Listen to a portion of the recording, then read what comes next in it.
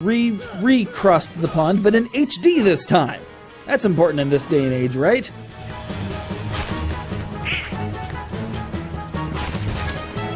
For Disney fans who don't know what's going on, here's the breakdown. King Mickey's missing, Donald and Goofy are looking for him, and there's a whole lot of strange people around wearing far too many belts.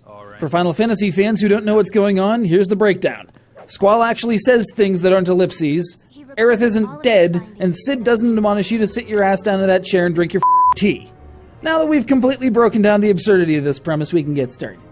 As some belt golem named Sora, you complete a tutorial on a number of fairly cool-looking Disney Princess TM stained glass platforms before waking up on an island populated by Waka, Selfie, and Tedious, as well as two other schmoes who didn't even have the sense to be in a Final Fantasy first.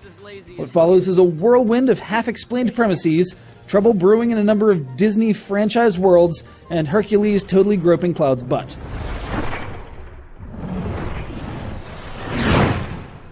It's a tough premise to buy, a fact reflected in the series distancing itself from the older Square elements to the point where the latest 3DS iteration only featured those kids from The World Ends With You, awash in a sea of Disney staples. But that's not my issue with the game. My issue comes from a number of gameplay frustrations, from poor targeting systems, to the woeful inaccuracy of this gummy ship's blasters, to the 50-car pileup that is building a gummy ship in the first place, to the relatively poor game balance in the early hours, to the absolutely abominable camera, to the ally AI that, despite having a whole series of menus dedicated to it, still manages to be judiciously described using the phrase pants on head.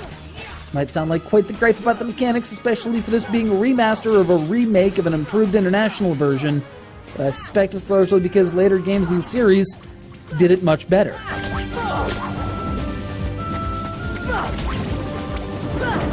I guess I kind of hoped that the actual gameplay would have seen a shot in the arm. The rest of the game didn't really need much. The soundtrack's your typical Square high-quality affair, and the vocal performance is well delivered, including a cast of stars from Haley Joel Osment and Mandy Moore, remember them, to James Woods and Brian Blessed. Though casting a member of NSYNC as the One-Winged Angel still feels kind of odd. It's an improvement, that much is doubtless, but there's still more this HD I.5 remix version could have done and didn't that disappoints me. Fortunately, the series picks up from here.